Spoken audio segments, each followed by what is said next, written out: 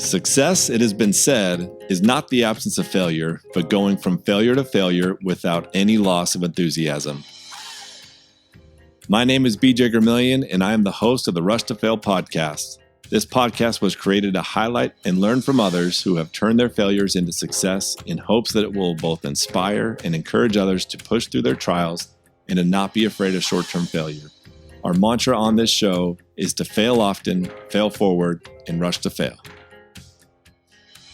Welcome to the Rush to Fail podcast. I'm your host, BJ Gramillion, and if it sounds different today, that is because we are at the Common House here in Chattanooga, and this is awesome. I think that Haydn just sold me on using the studio moving forward. We'll see how things work out, but the sound quality is amazing. I'm very curious to hear feedback from all of you if you notice a big difference from this. But today I have Hayden Fike with us.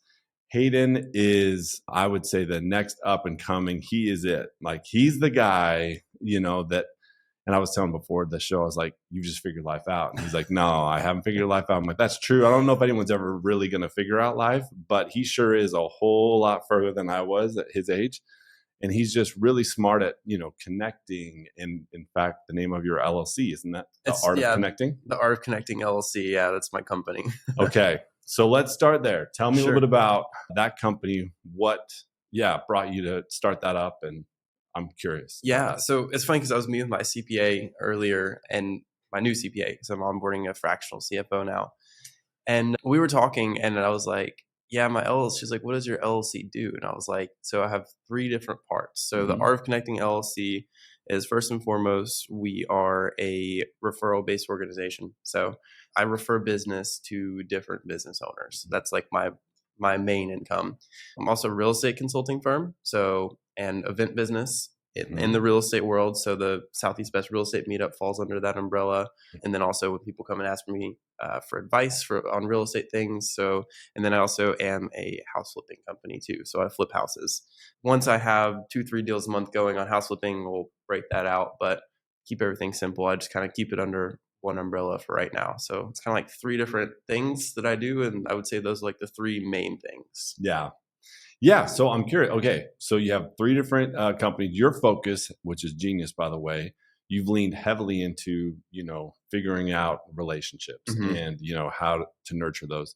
You're on a podcast. How often would you say you're on podcasts each week? This is, I'd say about one a week now. I was just on Jeff Holst and Julian Sidoti's, and I kind of don't really do a lot of outreach. It just kind of comes to me. But I'd say about one a week. Either I'm doing my own or I'm doing somebody else's. And the name came from my podcast. So I started the Art of Connecting podcast because, and ChatGPT used to think for that name. But isn't it awesome? I was going to all these networking events just every day, 2 to 3 networking events. And I was seeing the difference that having these connections made in my life to be able to take opportunities. And I was like, I need to start a podcast about this and interview people who have gotten to where they want to go through connections and relationships. And so I kept telling everyone, I'm going to start a podcast. And then finally, like a year later, I started my podcast and named it The Art of Connecting. So cool. How many podcast episodes have you recorded? Do you know? I think I'm at 38. That's amazing. 39. So it's interesting. So you're right around where I'm at. I'm maybe a couple ahead of you. But the crazy thing, I was reading statistics the other day, and they were saying like over 95% of podcasts fail. Yeah. They were like, and I think only 1% actually make it to 50 episodes. And so even if you get, I think, to number 3 or 4, you're already in the top 50%. Right. After 8, it's 95% that you're at. Yeah. It's crazy? It's called pod fade. Yes. They have a name for it. I could not believe it. I was looking at this. I'm like, man, it really is. Yeah. I mean, the lowest barrier to entry, which is crazy because everyone has access to do a podcast. It's not difficult to set up. There are some things you got to figure out. Obviously, we got a pretty cool setup here. And that was, it does take a little bit of time, obviously, but I mean, it really is a low barrier, but it goes to say like, okay, if you're just consistent, with anything in life, just pick something and be consistent with it. It's amazing how over time, and especially in your world, if you're looking to, connect and network, people need to know who you are. They need to be able to Google you and be like, who is this guy? And then you can say, look, I've built up this, database of, I guess, just over episodes. And I'm sure the house flipping, all that stuff. You're like, look at my record, look at what I've done. And how old are you? I'm 23. That's awesome. 23 years old. When did you get into house flipping? I just recently got into that. So I bought my first house flip. Well, I say recently. I did a live-in renovation. Mm-hmm. So we haven't flipped that property yet. So I haven't sold it. Still live in that house today. Mm-hmm. But I bought my first intentional flip about 3 months ago. Awesome. I closed on that, and then pretty quickly. So I put everything out on social media. Anything I'm doing, I post about it, and I tell people what I've got going on. And then in my networking too, I naturally share like, oh yeah, I'm doing a house flip right now.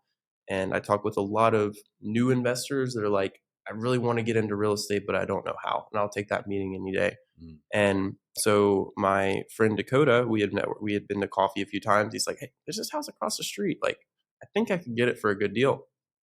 And so I helped him underwrite it. And I was like, all right, well, I only do flips that I'm going to make $100,000 net margin on. Wow. So this is where you need to offer at for me to do the deal. And he was like, he called me and he was like, hey, they took it. I was like, all right, cool. So either you can do this on your own or I can come and help you, but if I'm partnering with you, I want 50% because I'm going to put a lot of effort and time into this, and I can bring the financing and relationships and all that kind of stuff. And I was like, you think on it? And he's like, I'll do it. So he brought the deal and I brought, a lot of the relationships, and he brought some of his relationships into that too. And then on the Mount Juliet one, my parents found the house and wow. it fit that. We got it for $230 in Nashville, in Mount Juliet, one of the nicest neighborhoods, quietest neighborhoods. And we're going to be listing that one for $445. It's been about $85 in renovation. It's not bad at all. Yeah. How did they find it? So it's my neighbor. So we know him for 15 years.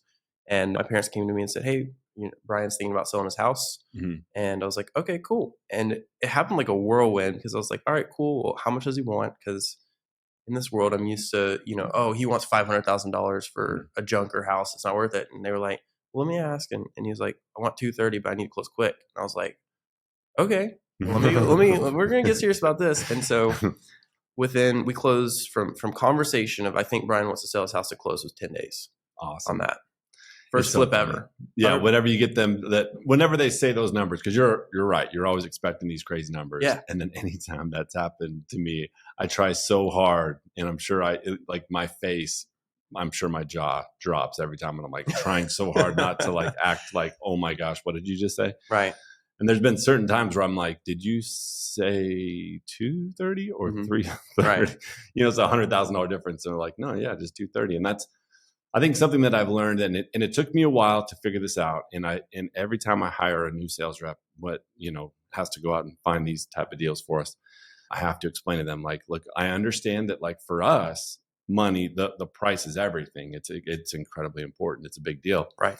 It's not the biggest deal for a lot of people. In fact, sometimes it's like the fifth most important thing for them. It's convenience. It's, I don't want to deal with it. It's, I need the money quick. Right. It's, there's so many other factors that go into it and so if we can just get out of our own way, just listen, like, what do you need? What are your pain points? And if they're like saying they don't really care about price, then don't worry about it. Just, give them what they want. Find a solution for time, which is exactly what you just did.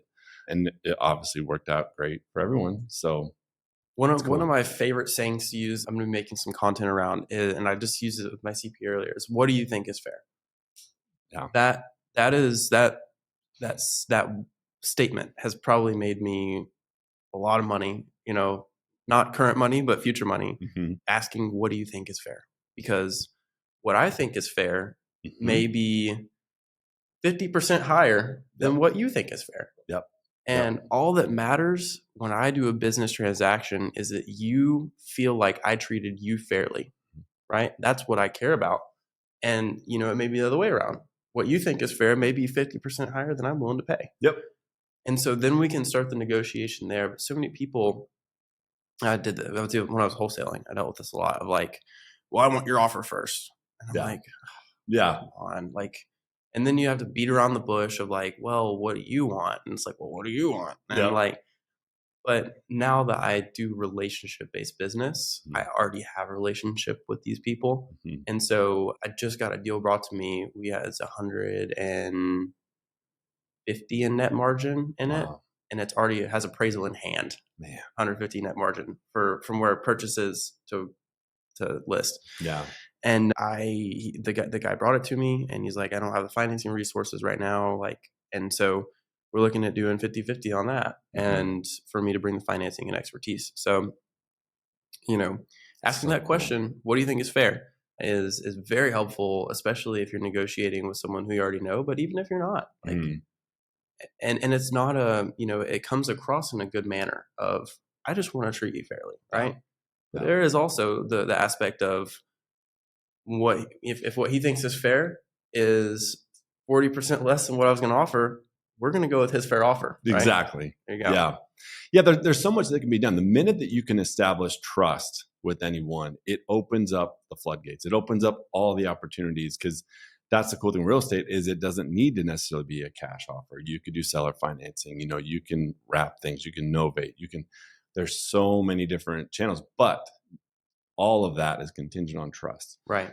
They will not do any of those things. And I always, again, anytime I bring in a sales rep, it's like, okay, take your experience buying a car. To me, that is the most stressful environment and situation that I can think of. I hate buying a car. Yeah. Hate it. Unless you're buying from North Shore Auto Gallery, then it's fantastic. See, there you go. Yeah, there you go. Yeah, he does have his event there, by the way, so we cannot bash. They're amazing. Salesmen. They're the only car salesman that I actually like. See, and that is huge too, because I remember there was one sales guy in Arizona. Unfortunately, he lost his job. Not sure of the details on what happened there, but he's too nice. I think he was. I think there was some pretty interesting things. If they're trustworthy, they don't last long most of the time in that industry. But it was like, hey, I don't care, no matter what, I'm going to go to this guy, and similar, with you. But that's the difference is, typically I got to a point where I was like, I told my wife, I was like, you're going to have to go buy that van. If you want it, you can have it. Just, I'm not going, because I cannot handle sleazy salespeople. Yeah. And so you have to reverse engineer, like, okay, what is it that makes us uncomfortable? Do the opposite. Like, just go in there. And I love your question. And there really are, there's certain key phrases and words that you can use at the right time, in the right setting, and it will make you a lot of money if you perfect it. Right. And so another one that I heard recently, speaking of that, there's a wholesaler, and you and I both know him well, that I respect a lot. And we buy a lot of properties from him, but every time I look at what he bought, what he had under contract for, when we go to the closing table, I'm like, good for you. I don't know how in the world you are negotiating these prices, because I wouldn't even feel comfortable saying it, to these people. But to your point, what he does is he doesn't come with like a low anchor price. He doesn't do some of these other techniques that I'm sure are taught by other people. But what he does is he looks up, he does his homework. He knows, like, these are foreclosures. And so he knows, okay, they're in a situation where they need to sell quickly and they've got some issue with taxes, whatever it is. So he comes in and he says, hey, what if I can make you $10,000 if you sold this? Like, I think I can make you about $10,000, like, walking away. He knows the property. He knows the number. He knows it's worth, let's say, $200,000. He knows that they only owe like $30,000 or $40,000. Right. And so really what he's saying is, I'm going to offer you $50,000. But if he would have came in and said, I'll offer you $50,000 for a $200,000 home, then most people would be like, no, I know Zillow says it's worth $200,000. I'm not doing it. But he came in with that other approach, and I loved it. It was so smart, because he just said, what if I could make you get rid of all your problems, like take all your taxes, pay them for you, and I'm going to put 10 grand in your pocket. And they were like, that's so cool. Yeah. Like, I went from negative, I don't want to open up the mail, to another tax lien or whatever, to I might walk away with 10 grand. And people will listen to that and be like, you're the sleaziest person in the world. You're just trying to screw over people that are in a bad situation already. Yep. I'm dealing with tax auction stuff right now. I'm working on getting more houses through the tax auction that's about to happen in Hamilton County. And the thing is I think about 80% or maybe 70% of these people don't get their taxes paid, and it goes to auction, and they lose it all. They lose it all. Things are credit. They lose it all, and it's gone. Totally hurts them financially. And so people just, I don't think they understand that there's some situations to where you being the solution is more valuable than a dollar figure, right? So if you can bring a solution and you can help that person understand. I'll help you walk away with $10,000. Yep. It would be, and they actually do it. It's better than someone coming along and offering $200,000, but they can't execute. Yeah. And then it's one day before the auction and there's nothing that can be done. Yeah. And they lost it. So it's so true. I think it's a mix of, by him having it at that price, he can be 100% sure he is going to get that house dispositioned. Yep. There's no doubt, because there is enough room that he can come down 50% on his price. Yeah. And still move that house and live up to his word. Oh, it was the ultimate win-win. When people start to try to stretch it and be like, oh, well, let me see if I can get you another 5-10 grand. And it's like, they're cutting themselves out, but you're also cutting yourself at the knees to be able to live up to your word. And people, the common person doesn't understand that it is not a bad thing to make 50 to 60% margin on something that you're doing. Yeah. If you've spent years to perfect it and to get good at it, as long as the other person doesn't feel like they got screwed. Exactly. That's what matters. It has to be a win-win. And it was, he made $40,000 on that deal. They made $10,000 instead of losing it. And so again, everyone walked away, couldn't be happier. I met the sellers at the closing table. They were in tears. They were excited. So yes, to your point, I do think that oftentimes people are like, well, that's so wrong, that you would take advantage. But it's like, no, we actually came in and fixed a problem, and that's how you make money in the marketplace. You find those, pain points, and then you say, I think I have a solution. Yeah. You're a problem solver. And that's exactly why I do what I do. Yeah. Because every person, I don't care how rich you are, every person has a problem. Mm-hmm. And what I do is I come in and I listen to what people's problems are and I help them solve it. And it can be like, I love solving rich people problems. Yeah. Right? Like, they pay more. I've got this new piece of art that I want, Haydn, and I don't know any art dealers. Yeah. Cool. I know some art dealers. Let me see if I can get it for you. I had somebody come and say, hey, what's the guy's name? He used to own Fox, the billionaire, starts with a B. I can't remember his name. Oh, yeah, shoot. Someone will know what it is. Yeah. So anyways, this guy, he had a Super Bowl ring made for him. And my friend who's an artist comes to me and says, hey, Haydn, help me sell the Super Bowl ring. It was owned by this billionaire, and as Mick Jagger's son is the guy that he gave it to. And it had all this really cool history. And it was like the Patriots 2018 Super Bowl ring.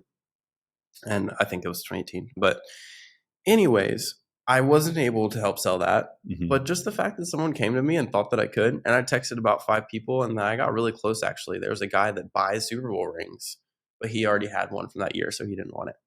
Wow. So, and I would have made 20 grand if I had helped sell that. Yeah. So random things like that, but even just if I can solve anybody's problems, it's a win for me. Mm-hmm. Because like, I'm looking at this of like, how do I help solve your problem? And I don't even do it myself. I just want to connect you to the person that can do it, right? Yeah. Like if someone has a problem with the foreclosure and it's outside of my wheelhouse, I want to connect you to someone like Lee, who does a great job at doing that, mm-hmm. and is going to treat them fairly and is going to live up to their word. And then I get paid a little bit, he gets paid a lot. And all I did was send a text message. Yeah. No, I love that. Okay. So I am curious. I know that, so you're 23, you've got 3 different businesses, going on. You're just kind of getting started with the flipping. What were some, I guess, other businesses or things that you've done in the past that maybe did not work out? That you kind of were like, crap, I'm never doing that again. That was a hard lesson learned. Just curious. So the never do that again is the reason why I'm actually here today and why I get to lay by the pool and why I get to go and travel the world.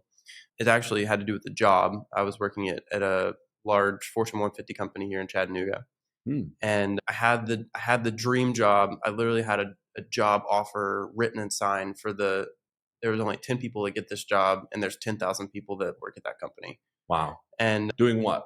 It was called the Leadership Development Program. Okay. So it was a fast track program to basically be a director within 3 years in the company. So starting salary, 65 grand, $10,000 raise each year. They pay for your moving. They pay for everything. Mm-hmm. So basically like the cream of the crop. Yeah. Right. I had to go through 6 hours of interviewing to get this job. Mm-hmm.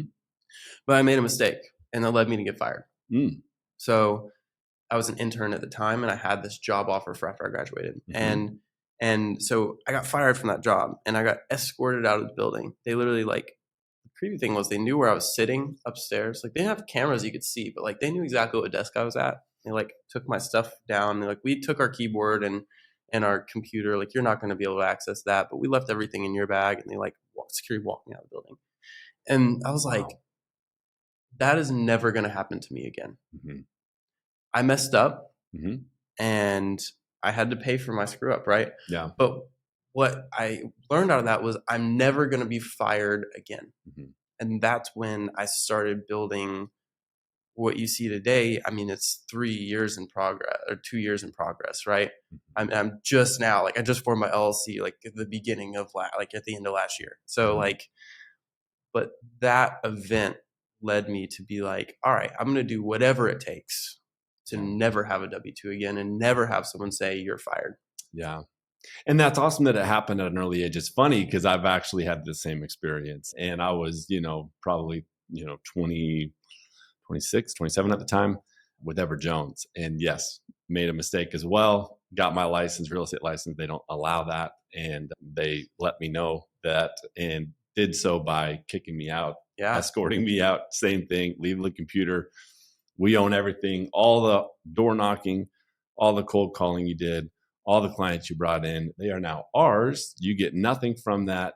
You get no residual income just because you got your license. That was against our rules. See you later. We're going to keep all your money. And I was like, oh, to your point, I was like, never again am I working for the man. Right. I am working for myself. And if I fail, that's on me. Right. But if I succeed, I'm keeping it. Absolutely. That's it. I love to tell people getting fired is going to be the best thing that ever happened to you. Yes. If you're on the fence and if you're starting your side hustle, like, getting fired, burning the ships is the best thing that will ever happen to you. It will be like so hard. Like, I have no money right now. Yep. Like, when I tell you I have no money right now, like, I have assets and I have stuff, right? I have my Rolex on, but like, you look at my bank account and it's like, well, what are you doing, dude? Yeah. But the thing is like, you have to build, right? You have to, it's not overnight. You're not going to go and start your side hustle and then all of a sudden, like, you're ringing it in, right? Yep. It's going to be one good deal, another good deal, another good deal, and they compound. And then I know by the end of this year, because this is my goal, that I'm going to look at my bank account and I'm going to have at least $100,000 in there in my business account, because that is my goal and that's what I want to do. I love it. Yeah, it's funny. That reminds me of Dana White. I remember he laughed because they're like, what's it like working for yourself? It must be so nice. And he's like, oh, man. He's like, you know what it really is like? Yeah. I mean, I don't know how I'm going to make payroll. Yeah. I don't sleep. I work 7 hours, 7 days a week, 13, 14-hour days. And that's what it's like being a business owner. And I wouldn't change it for the world. And I love it. And we got something wrong with us. There are screws loose. There is no doubt about it. I know that. And so we have to surround ourselves with, people that can implement and help our vision become reality. That's another thing that I've definitely learned along the way is I have way too many ideas. And so, yeah, I'm curious. So I love how vulnerable you are and saying, look, this is who I am. This is where I'm at. And I've always loved that about you is you're as real as it gets. Like, this is who I am. I'm curious though, with the networking event that you host, which is by far the best event in Chattanooga, that is just run very well. Like, great venue. Chick-fil-A, of course, doesn't hurt. Can't complain. But then you've also got great speakers that come in from around the country. All of those things are awesome. I doubt you're making money on it right now. Make a little bit. Are you? A little bit, yeah. Probably do about $600 a month in profit on that. Okay. Yeah. So people would have to ask the question, well, why the heck are you going through all that headache and time to do that? So the reason why I do the meetup is because I saw a need and I knew no one else was going to fill it. Yeah. I travel to Knox. I will drive up to 3 hours to go network for a night. So I started driving to Knoxville to go to their real estate meetup there, Knoxville's Best. And I saw what they had and I was like, we need something like this in Chattanooga. And I meloned on it for a while and I went to Costa Rica, and my coach, he was like, we were figuring out what our challenge was for the week. It's like, what is your challenge? What are you going to do? Set the date and do it. And I was like, I'm going to start the real estate meetup. It had been in my head forever. And I was like, I'm going to start a real estate meetup. I set the date. It's like set it to 2 months out. Right. And I either did it or I ate dog food. And if I didn't set the date in a week and start implementing, I had to eat dog food. And that was what got me started. That was what it took, was having someone in a foreign country sitting in a mansion that I paid a bunch of money to be in to tell me either you eat dog food or you do what you say you want to do. And that was where it got started. But like money for me, and it's funny, I argued with Brandy Shelley about this for like 30 minutes and at Goodfellas. I was like, money really isn't that important to me. Yeah. Like money comes and goes. And it's funny, he's like, money is important. I was like, I mean, you need it. You can't tell Randy that. You need it, but like money is not like, it's not my driving factor. Yeah. My driving factor is relationships, because with relationships comes unlimited money. If you have the right relationships, there's no problem that those can't solve, because money can solve problems. But you know what's better at solving problems than money even is? Relationships. Yeah. And having people that owe you something. That's really impressive. You learned it at the age that you're at, because I do think that, and I was very much this way. I was 100% motivated by money, 100%. And that's my wife. She will agree. So what did I do? I went and I knocked doors. I hated every single second of knocking doors. I did it for 3 years, just because it paid well, but that's it. That's all that they could offer, was obviously like a nice paycheck. Right. But you had to do the thing that you hated more than anything. I didn't even believe in the product. I was selling alarm systems. I'm like, I wouldn't buy an alarm system. So I would have to go to people that had alarm systems. And I'm like, you already, for whatever reason, believe in it. So I'm going to give you a better system if you do another contract. That's the only way I could sell them, because I didn't believe in the product. And so that was a lesson. And that's kind of what I did with Edward Jones. Like, I had to get a job to tell my father-in-law that I had a job, coming out of college, because I didn't know what I wanted to do. I was so lost. But yeah, I mean, to your point, it's not until you find like a passion that now it really is like the money is the scorecard. It is not the motivator, for me either, because it cannot be. And it took me a decade to figure this out. Yeah. I tried to sell life insurance. That was going to be another failure that I told you about. I lost $10,000 when I was 20 years old. Wow. Trying to sell life insurance. How? So I got roped into this multi-level marketing company. And so I spent whatever it is, like 80 hours getting my life insurance and health and life license. Yep. Which I think I've let lapse. I don't even care about it anymore. I don't want it. And so I got that license, and they promise you the world, right? Oh man, our agents, like, this guy over here, look at his big mansion. He's building a pool. Like, and then they have you in all these like calls where they're like hyping you up. Like, you just need to go do more cold calls. You just need to do more. I cold called every day for 2 to 3 hours. I paid for a dialer. I paid for leads, because you buy leads from this company. And now I found out that my upline was making money every time I bought leads. Man. And you talk about like a slap in the face. Like, because they get on these calls and the company talks about all the time, we lose money on our leads. We spend so much money on leads. Like, we've got the best leads in the business. And so I just kept buying into it. I'm like, and you have this like fallacy that one day it's just going to hit, right? But I wasn't in it. I told myself I was, but I wasn't, right? I was a 20-year-old trying to sell life insurance to 60-year-olds, right? Yeah. And to sell life insurance, you've got to put people in the seat of like, all right, your husband's driving down the road and the car goes over the double yellow line, and all of a sudden he's gone. What now?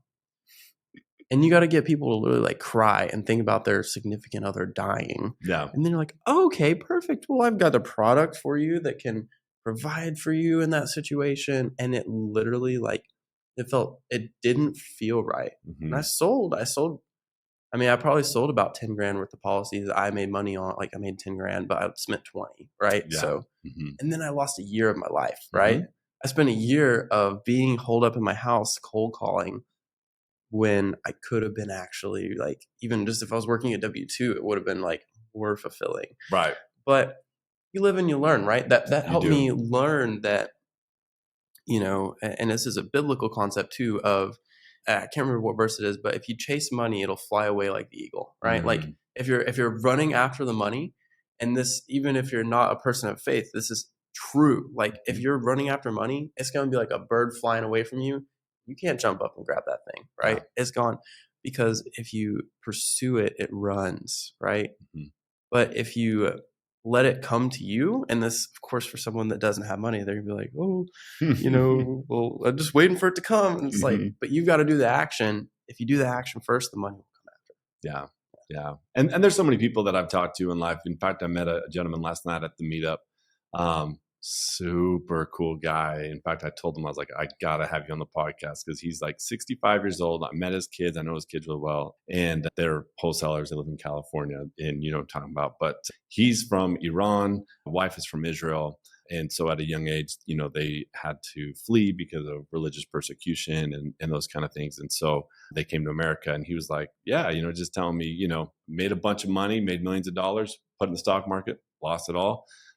Did it again, made a bunch of money, put it all in real estate, lost it all in the '08 crash, made money again, you know? And he's like, this time I think I'm going to actually keep it, because I've figured out now from all the ways not to do it. Right. Now I know what to do. But the cool thing is, he's just like, you know, the whole experience, it was a cool roller coaster ride. Like, it was fun. And I really do think that and that's why obviously the podcast Rush to Fail, because I think that through those failures, the faster you can kind of get through those and be okay with failure and just accept, like, okay, that was a cool lesson learned, versus like letting it handicap you and be like, well, now I'm never going to ever succeed again. I just give up, you know? Yeah. And he was just like the happiest guy ever. But you wouldn't know. He's you know, lost millions of dollars over and over again. And yet here he is, couldn't be happier, which goes to say, obviously, money, to your point, is not what matters in life at all. Being out of money can be the best point in your life. Mm-hmm. I know so many people where they'll tell you, and this is for me too, like I completely straightforward. I'm out of money. I had to take a line of credit to get myself over to the, you know, the sump, because I don't want to sell my watch and I don't want to sell my stuff that I have, you know? And I am literally the happiest that I've been in my life. Like, I have freedom and I get to choose what I spend my time on. Right. And I don't have someone that's like, oh, you've got to be here right now. Right. Which means that I have to go out and work and I have to do things for myself. But I get to enjoy things that most people dream of doing when they're 65. But they're going to be too old, fat, and ugly to be able to do it. And I'm doing it right now. Sorry, being frank. But no, you know, that's what I appreciate. And you know what? You're obviously not going to be there for very long. There's no question about it. I've got two. My house goes live on the market on Wednesday. So awesome. in what is today? In like 4 days? Is that 5 days? 5 days from now? I don't know. But isn't that funny though? Because I mean, days. that really is though. That is real estate. And I've, you know, we have gone through it where there's been months where it's like, okay, are we going to hit payroll? Right. And that's even, you know, because recent, obviously having to leave Arizona, come out here. Yeah. I mean, it's a cash flow thing. Like you're looking at the pipeline, you're like, I know that I have all these things coming in. But if you're not religious about cash flow, and I can probably give me another couple of years, I'll write a book on this, you know, all the things not to do when it comes to cash flow. The cash flow Bible. Yeah. So in fact, don't steal that. Yeah. This is BJ's book. I think it's already been done with the profit first. Yeah. And so I read that book and I was like, okay, this is what I need to do. And I know I've read that book 4 or 5 years ago, and finally now we're implementing it. And it's so cool because all it teaches you is it forces you, to your point of just like, hey, every time you make a buck, you're putting in 10% to savings, 20% to taxes, 15%. You allocate it in 5 different buckets. Right. And so that you don't have to think about it. And then that way you're not, all this money I'm making, you put it right back in the business. And then you keep doing that until crap hits the fan like 2022 did. Yes. And then all of a sudden you're like, well, now I don't have a rainy day fund. I don't have money for taxes, all this stuff. Now I'm in trouble. Then you go bankrupt. Then you get in trouble. So yeah. That's exactly why my objective has been set, for liquidity, right? Yeah. That's like my word of the year. It's a great word. In real estate, you have to have liquidity. Because I put myself into this position, right? I have things going on, right? But I don't have the cash for it. And sometimes you need to do that, right? Mm-hmm. If I didn't do these deals, I would lose out on, I'm probably going to make between $40,000 and $60,000 in my pocket from these, right? Yeah. From being in the season of not being liquid. But from this point on, it's like I get a decision. Do I take that money and then be like, okay, well, let me go do 4 more deals the same way and like lever up and then I can. But for me, it's going to be about, I want to have a specific amount set aside that doesn't go anywhere, right? Yeah. And then anything over that, I can risk whatever I want, right? Mhm. It doesn't matter, but gotta have that You that do. that baseline of this is what is going to get me through 6 months Mhm. of $0.00 or Yeah. expenses, right? Yeah. Because people don't realize when business is slow, you're not just at $0, you're at negative $5,000, right? Yep. Or negative 10,000, or however large your business is. Mhm. When business is slow, you're not just employees think, oh yeah, well the owner's just not making money. It's like we are losing our shirts. Yeah. Yep. Because I got to pay for subscriptions. I've got to pay, all these different things that come out of a business when it's not flowing, right? Yeah. And you lose momentum, the minute you have to stop your marketing, those kind of things. Right. It really does kill your Mm. forward momentum. So yeah, man, these are all great points. Okay, so typically what I'll do at the end of the podcast, it's funny because normally I'll ask people, okay, if you could go back 10 years and do it all over again, what would you do differently? If I can go back 10 years, I would be 13. Yeah, so we're not Actually, doing that that's with when you. I started, though. That's when I... Did you really? Yeah, I started. Okay, well then let's at do 13, that. So yeah. let's say, okay, if you could go back, it doesn't have to be 10 years. It could be less than that. But what is something that you wish you knew that you know now that, if you go back even, at the start of your career, what would you do differently? Sure. And I'm a huge fan of a very, very intelligent, very wealthy man told me, only look forward, never look back. Mm-hmm. That's what he told me. And I'm sitting in this like $3 million mansion. I'm like, all right. But if I had to say something that I would give advice to myself, Yeah. would be,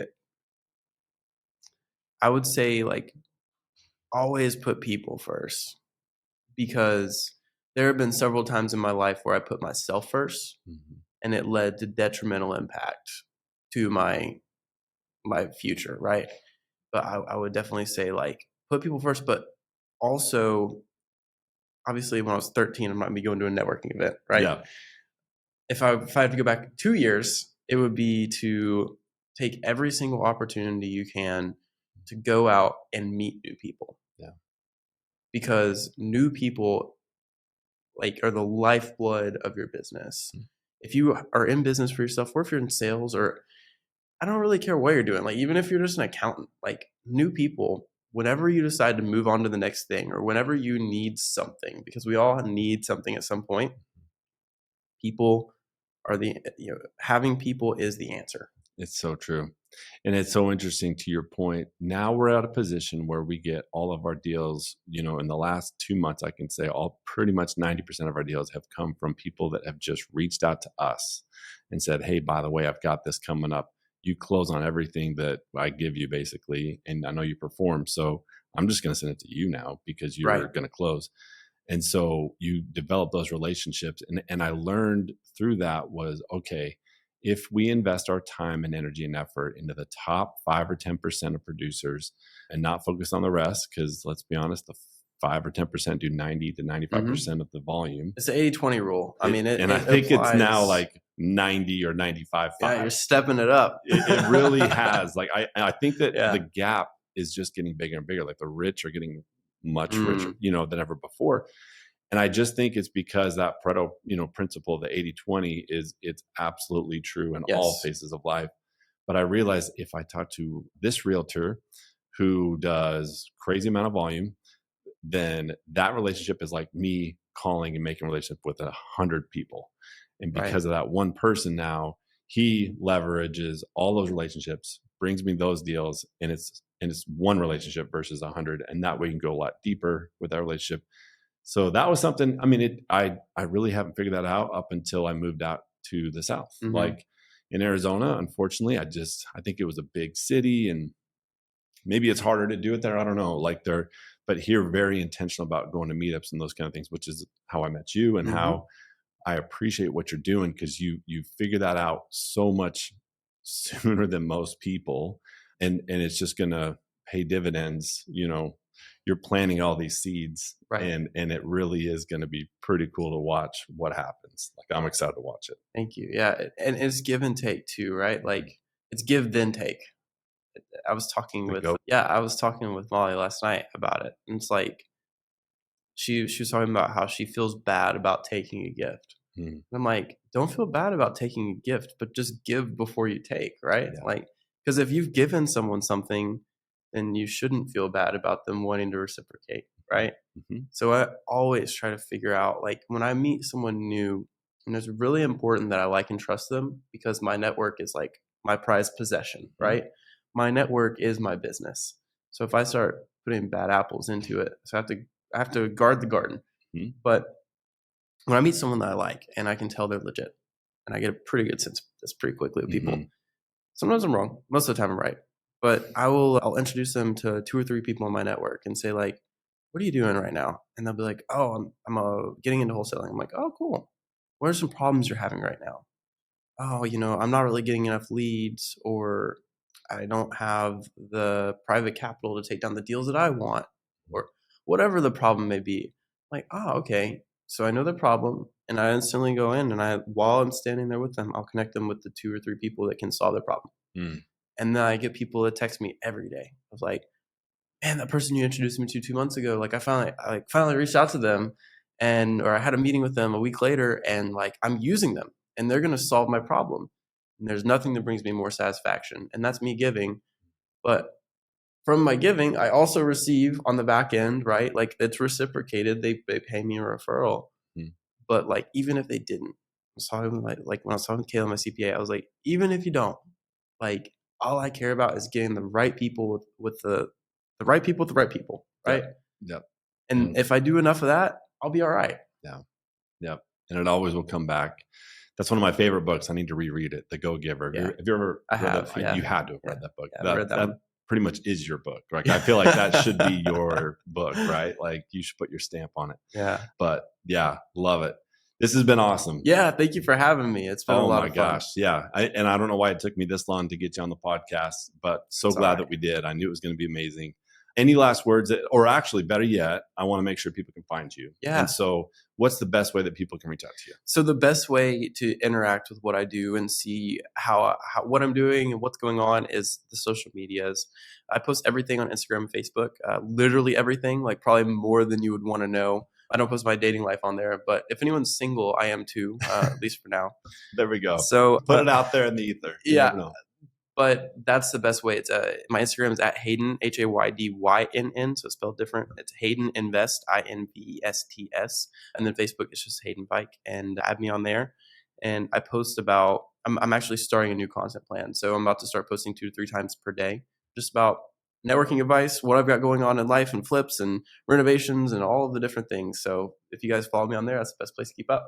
Awesome. I will be following you today. All right. Awesome. So, there we go. Awesome. Gain one more. Yeah, exactly. Perfect. Yeah. Well, thanks so much for coming on the show, Hayden. It's my pleasure. Thanks for having me. I want to thank everyone for taking the time to listen to this podcast. It's the best part of my week. I love learning from others' failures, and let's be honest, failures are way more enjoyable when you're not the one experiencing them in the moment. If you or someone you know has a story or experience to share, we would love to have you on the show. And please do not forget to like and share this podcast with anyone you feel would get value from the experiences shared on this show. Until the next show, remember to fail fast and fail often. Thanks for listening to the Rush to Fail podcast.